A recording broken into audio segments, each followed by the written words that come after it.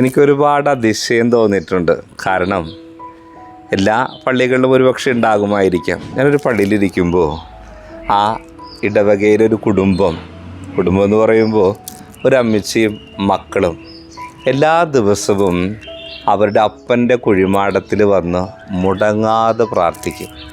ഞാൻ അവിടെ നിന്ന് മാറിപ്പോകുന്നവരെ തുടർച്ചയായിട്ട് കണ്ടു. ഈ ചേച്ചി ഒരു ജോലിക്ക് പോകുന്നതാണ്, മക്കളും പഠിപ്പ്, ഇപ്പോൾ വിവാഹത്തിലേക്ക് പ്രവേശിച്ചു കഴിഞ്ഞു. ജോലി കഴിഞ്ഞ് വൈകിട്ട് ഒരു 6 മണി നേരത്ത് സിമിത്തേരിയിൽ വന്ന് തിരി കത്തിച്ച് അപ്പച്ചന് വേണ്ടി പ്രാർത്ഥിക്കുന്ന ഒരു കുടുംബം ഇവിടെയും അങ്ങനെ കണ്ടിട്ടുണ്ട്. വന്ന് മകന് വേണ്ടി പ്രാർത്ഥിക്കുന്ന മാതാപിതാക്കൾ, എവിടെ പോകുന്നതിനേക്കാൾ മുമ്പ് രാവിലെ അമ്മയുടെ അടുത്ത് വന്ന് പ്രാർത്ഥിക്കുന്ന മകൻ. അങ്ങനെ വളരെ ഹൃദ്യമായൊരു കാഴ്ചയാണ് രാവിലെ വന്ന് അമ്മയോട് പ്രാർത്ഥിക്കുന്ന മകൻ.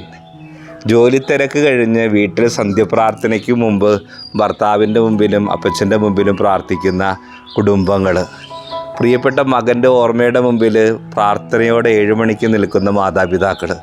മരിച്ചാലും എവുപ്രാസ്യമ പറഞ്ഞതുപോലെ, വിശുദ്ധ എവുപ്രാസ്യമ പറഞ്ഞതുപോലെ, മരിച്ചാലും മറക്കില്ല കേട്ടോ.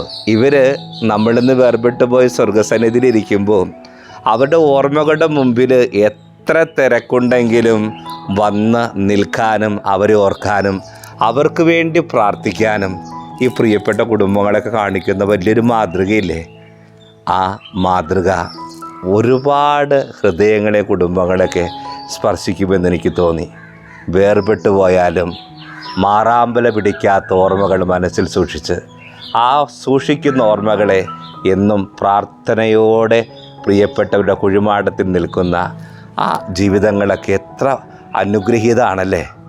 വർഷങ്ങൾ എത്ര കഴിഞ്ഞാലും ഇന്നും കൂടെയുണ്ട് എൻ്റെ പ്രിയപ്പെട്ടവർ. അവരെ ഓർക്കാം, മൺമറഞ്ഞു പോയവരെ ഓർക്കാം.